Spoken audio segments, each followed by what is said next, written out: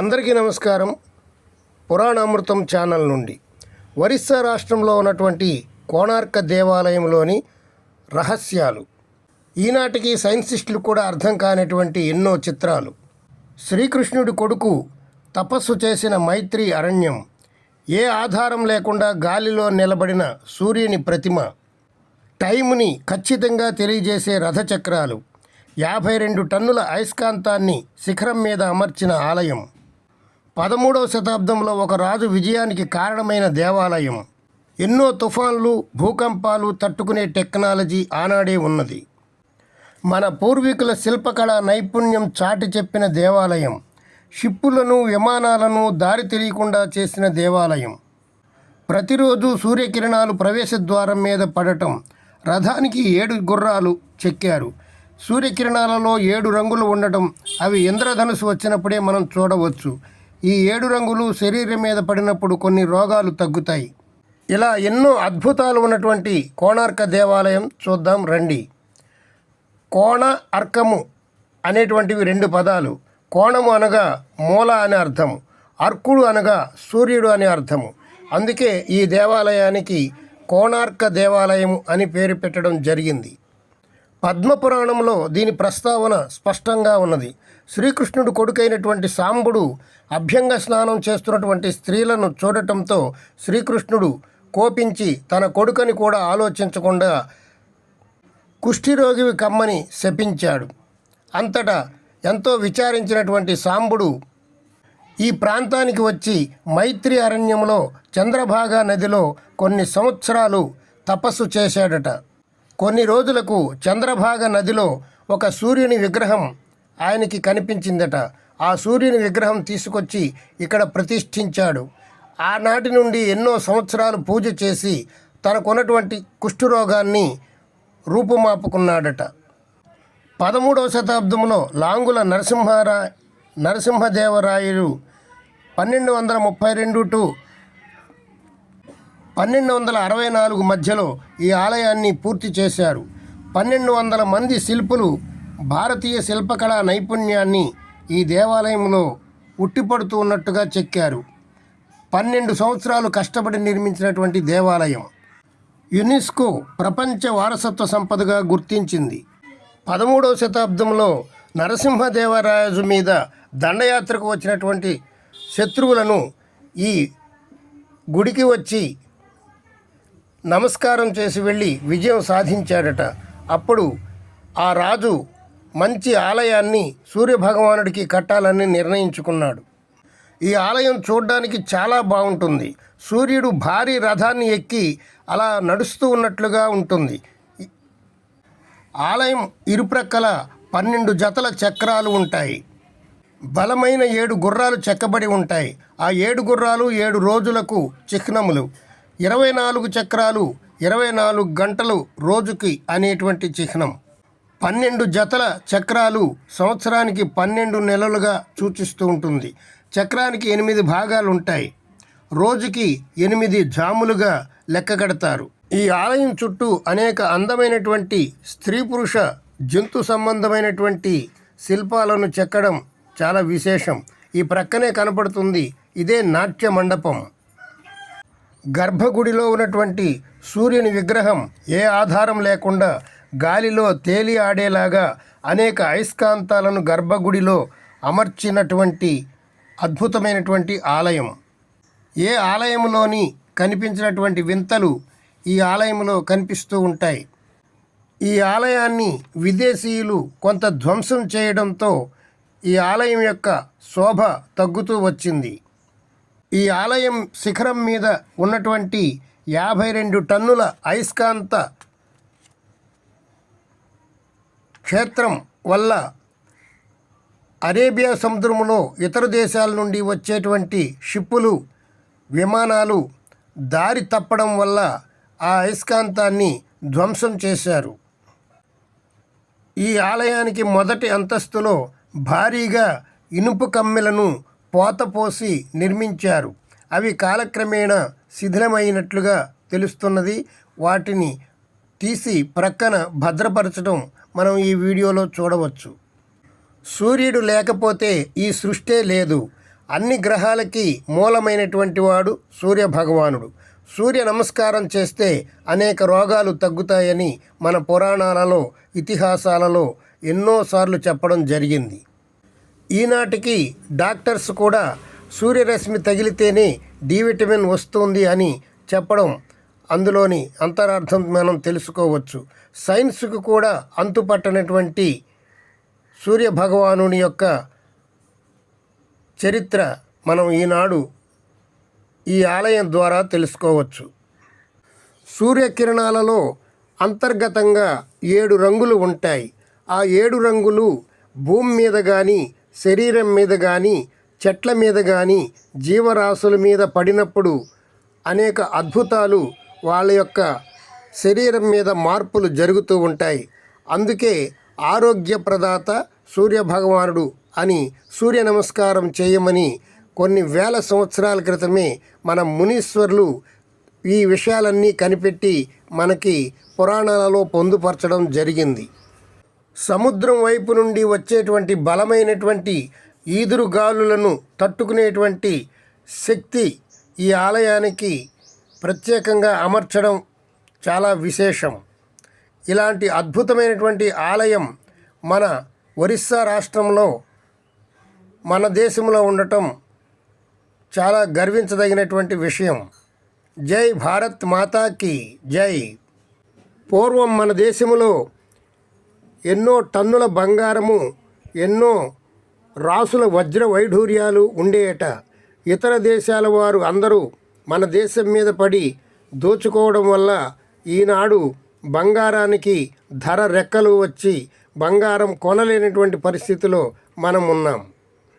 ప్రతిరోజు ఉదయించేటువంటి ఉదయభానుడి కిరణాలు ప్రధాన ద్వారం మీద పడటం అనేటువంటిది చాలా విశేషం. ఎన్నో రహస్యాలు దాగి ఉన్నటువంటి ఈ ఆలయాన్ని జీవితంలో ఒక్కసారైనా దర్శించవలసి ఉంటుంది. ఇప్పుడు ఆలయం లోపలికి ప్రవేశాన్ని 1903 సంవత్సరంలో నిలిపివేశారు. ఈ ఆలయం పూర్వం 230 అడుగులు ఎత్తు ఉండేదట. కానీ కాలక్రమంలో కొన్ని ధ్వంసాలు జరగటం వల్ల ప్రస్తుతం 100 అడుగుల మేరకే ఈ ఆలయం ఉంటూ ఉంది. అనేక స్తంభాలు, అనేక శిల్పాలు అవన్నీ కూడా శిథిలమైపోవటం మనం ఇప్పుడు ప్రత్యక్షంగా చూస్తున్నాం. ఈ ఆలయానికి ఈ రథచక్రాలు చాలా ప్రత్యేకం. ఈ రథచక్రాలు మధ్యలో 8 గళ్ళు ఉంటాయి. 8 గడులు 8 జాములకి నిదర్శనాలు. ఆ పెద్దగా ఉన్నటువంటి అవి గడియారంలోని ముళ్ళులు, చిన్నగా ఉన్నటువంటివి గడియారంలోని చిన్న ముళ్ళు. గడియారాలు, సెల్ ఫోన్లు లేనటువంటి ఆ కాలంలో ఖచ్చితంగా సమయాన్ని నిర్ణయించి చెప్పేటువంటి ఈ చక్రాలు చాలా అద్భుతంగా నిర్మించారు. ఒకవైపు ఉన్నటువంటి చక్రాలు ఉత్తరాయణంలోనూ, ఇంకొక వైపు ఉన్నటువంటి చక్రాలు దక్షిణాయనంలోనూ టైంను సూచించేవట. ఇదిగో ఇప్పటి వరకు మన ప్రభుత్వం వారు మనకి 10 రూపాయల నోటు మీద ఈ చక్రాన్ని ముద్రించడం మీరు చూడవచ్చు. ఎంతో ప్రత్యేకత ఉన్నటువంటి ఈ ఆలయ చరిత్ర పూర్తిగా తెలుసుకోవటం భావితరాల వారికి ఎంతో అవసరం. వీడియో చివరి వరకు చూడండి, మధ్యలో స్కిప్ చేస్తే మీకు అర్థం కాదు. సూర్య భగవానుడు ఇక్కడ పూజలు చేశాడని కొన్ని పురాణాలలో వ్రాసి ఉన్నది. సూర్యకిరణాలు కుష్టు వ్యాధిని సైతం తగ్గించగల శక్తి సూర్యకిరణాలకు ఉందని ఆనాడే నిరూపించబడినది. 12,000 మంది శిల్పులు 12 సంవత్సరాలు కష్టపడి నిర్మించినటువంటి ఆలయం. పూర్వం ఈ ప్రాంతాన్ని మైత్రీవనమని, పద్మక్షేత్రమని పిలిచేవారు. ఈ ఆలయం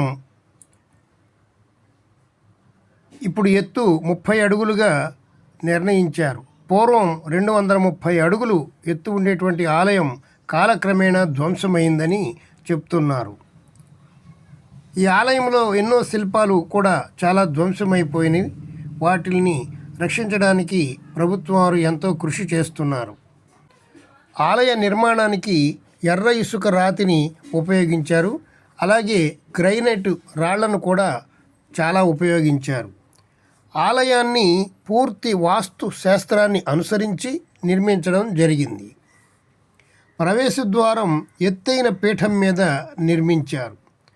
ఆలయానికి 4 వైపులా ప్రవేశ ద్వారాలు ఉంటాయి. ప్రవేశ ద్వారంలో 2 సింహాలు మదపటేనుగుని తొక్కినట్లుగా చెక్కారు. గమనించండి. సువిశాలమైనటువంటి ఈ ప్రశాంత వాతావరణంలో ఈ ఆలయాన్ని అద్భుతంగా నిర్మించారు మన పూర్వీకులు.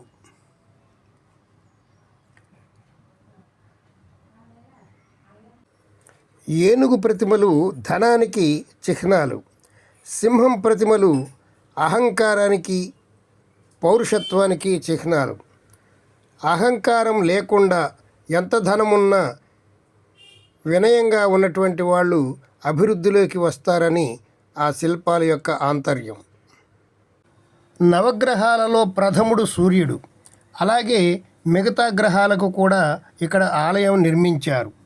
ఇక్కడ చేసేటువంటి పూజల వల్ల 7 జన్మల పాపాలు నశిస్తాయి. ఇక్కడ ఫిబ్రవరి నెలలో చంద్రభాగా మేళాని ఎంతో వైభవంగా నిర్వహిస్తారు.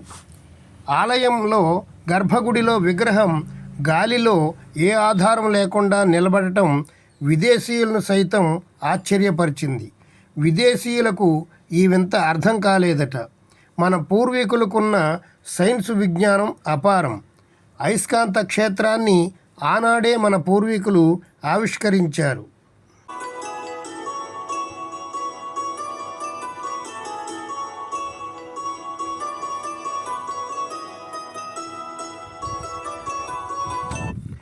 ఆలయం శిథిలావస్థకు రావడంతో అనేక సపోర్ట్లు పెట్టి ఆలయాన్ని రక్షిస్తూ ఉన్నారు.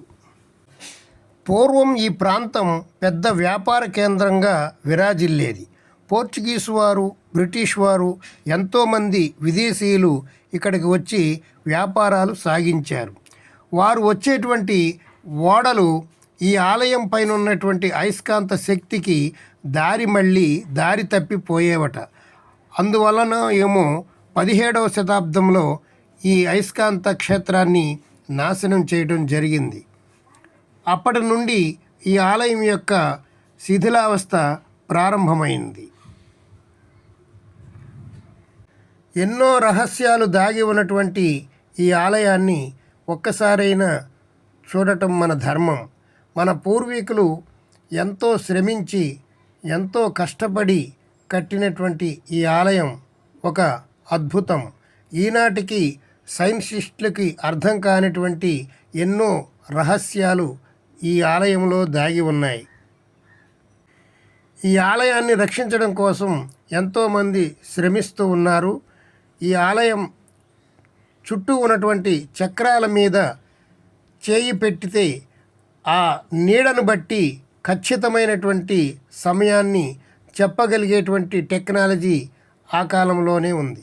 ఇవి చూడండి, ఇనుప దిమ్మలు ఆనాడు పోతపోసి మొదటి అంతస్తులో అమర్చినటువంటివి. అవి కాలక్రమేణా క్రింద పడిపోవటం వల్ల ఇక్కడ వాటిని భద్రపరిచారు. ఇవి సామాన్యంగా మనుషులు ఎత్తగలిగేటువంటివి కాదు. ఇవి ఎత్తాలంటే పెద్ద పెద్ద క్రేన్లు ఉండాలి. మరి ఆనాడు ఇలాంటి ఇనుప దిమ్మలను ఎలాగ వారు మొదటి అంతస్తులో నిర్మించారో అర్థం కానిటువంటి మిస్టరీ. ఈ వీడియో ఎంతో కష్టపడి తీసాము. మీరు ఒక లైక్ చేయండి చాలు. ఈ రహస్యాలన్నీ మీ బంధుమిత్రులకు తెలిసే విధంగా ఈ వీడియోని షేర్ చేయండి. ఎన్నో అద్భుతాలు, రహస్యాలు దాగి ఉన్నటువంటి మన పూర్వ చరిత్ర గురించి మన వారి అందరికీ తెలియడం ఎంతో అవసరం. మా పురాణామృతం ఛానల్ని మొట్టమొదటిసారిగా చూస్తుంటే సబ్స్క్రైబ్ చేసుకోండి, బెల్ ఐకాన్ నొక్కండి, ఆల్ సింబల్ నొక్కండి. ప్రతిరోజు ఒక వీడియోతో మిమ్మల్ని అందరినీ ఆనందింపజేయడానికి నా ప్రయత్నం. ఈ శిల్పం చూడండి, ఎంతో అద్భుతంగా చెక్కడం జరిగింది. ఎంతగా విచారించినా ఎన్నో అంతుపట్టని రహస్యాలు ఈ సూర్య దేవాలయంలో ఉండటం విశేషం. కోణార్క దేవాలయం వీడియో సమాప్తం. మరి ఒక వీడియోతో మళ్ళీ